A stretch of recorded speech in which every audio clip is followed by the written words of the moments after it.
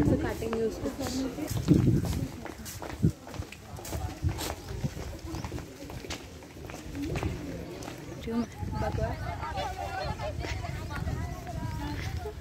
Madam येतात कशासाठी वापरतो आपण इलेक्ट्रिकल रेजिस्टिव्हिटी माहिती आहे का? कशासाठी वापरतो? फक्त ग्राउंड वॉटर. मग सांगा ना, बोला ना पटपट.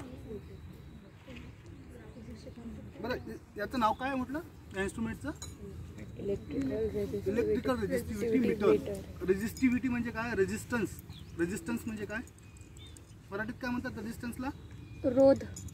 कशाचं? काय म्हणतात? रोध. रोध. रेजिस्टन्स. आपण कुठल्याही गोष्टीचं रेजिस्टन्स बघतो. आता बघा, माझ्याकडे 5 प्रकारची वेगवेगळी वस्तू आहे.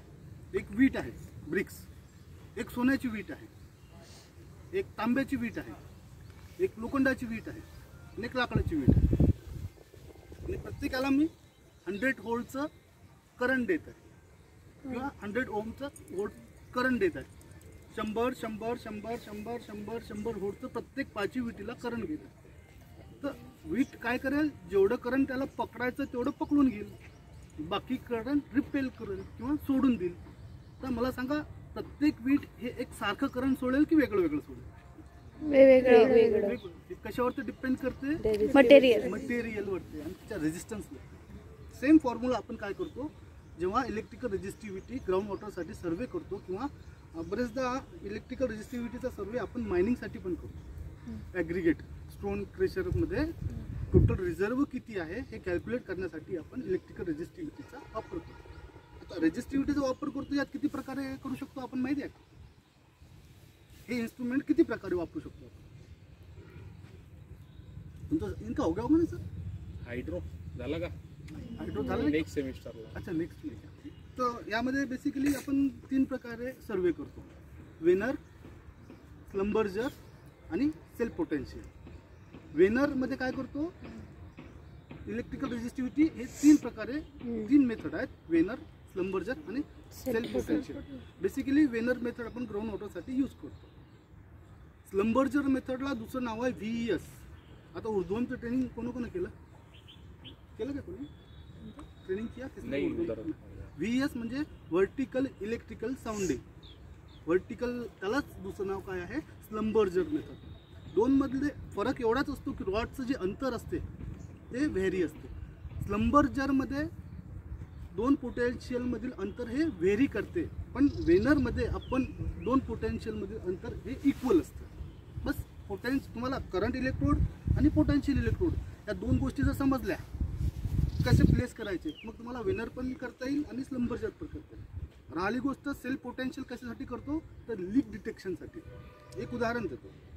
चंद्रपूरला एक खूप मोठं थर्मल पॉवर स्टेशन होतं. तर त्याची जी राख निघते पूर्ण, ते राख त्यांनी एका ठिकाणी खूप मोठ्या 10 एकरच्या एरियामध्ये डंप करायचे ते.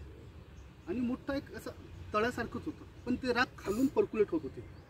कुठून होत होती त्यांना माहीत नाही, कारण तो मलबा होता, स्लगी मटेरियल होता. तर त्याच्यासाठी मग आम्ही काय केलं, तिथं सेल्फ पोटेन्शियल मेथड यूज करून तिथे आम्ही काय केलं, त्याची क्रॅक होती ती आयडेंटिफाय केली. त्याच्यासाठी हीच मशीन यूज करून आपण सेल्फ पोटेन्शियल केलं. किंवा एखाद्या धरणामध्ये लीक असतं, धरणामध्ये लीक किंवा साठवलेलं पाणी पूर्ण निघून जातो खालून.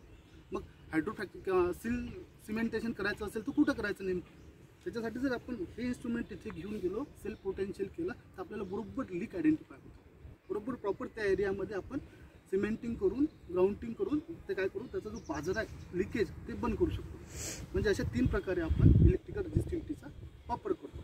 आता यामध्ये बघा, एक P आहे, एक P2 आहे, C1 आहे, C2 आहे. C1 काय असेल? म्हणजे याच्यासाठी किती रॉड लागतील आपल्याला? 3 नाही 4. करंट C1 C2 चे 2 रॉड, करंट इलेक्ट्रोड आणि पोटेन्शियल इलेक्ट्रोड. या इथे दिसेल बघा ना, इकडे या इकडे बघा.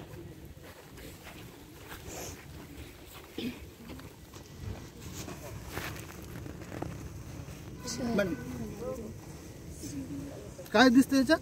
C1 C2 P1 P2. P for potential electrode, C for current electrode.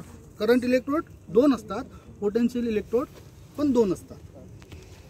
आणि तुम्हाला म्हटलं ना, पोटेन्शियल इलेक्ट्रोड आणि करंट इलेक्ट्रोडचं स्पेसिंगवरती डिपेंड, म्हणजे मेथडवरती डिपेंड करते की त्याचं स्पेसिंग किती ठेवायचं. आणि नंतर काय इथे हे सायकल आहे, मला कितीदा सायकलमध्ये पाहिजे. जनरली आपण 4 सायकलमध्ये घेतो, म्हणजे एकदा करंट पास केल्यानंतर 4दा करंट आतमध्ये जातो आणि येणारा डेटा नंतर आपल्याला या स्क्रीनवरती दिसतो. नंतर हे रेंज आहे, micro ohm, ohm, kilo ohm. आणि ही सायकल आपल्याकडे 2-3दा आपण प्रयत्न केला, पण पुढच्या वेळेस मी नक्की तुम्हाला याचा एक्सपेरिमेंट करून दाखवेन. आपली मशीन आली की एकदा यांना करून विथ इंटरप्रिटेशन. आणि दुसरं आहे आपलं ते इलेक्ट्रोमॅग्नेटिक. ती तर माहितीच आहे, आपण पॉईंटच काढला होता या मशीननं. यात काय करतो आपण,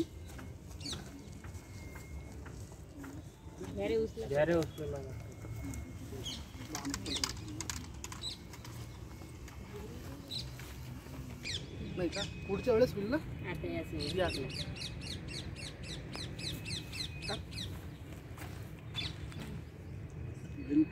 मार्क घेतले का फोटो?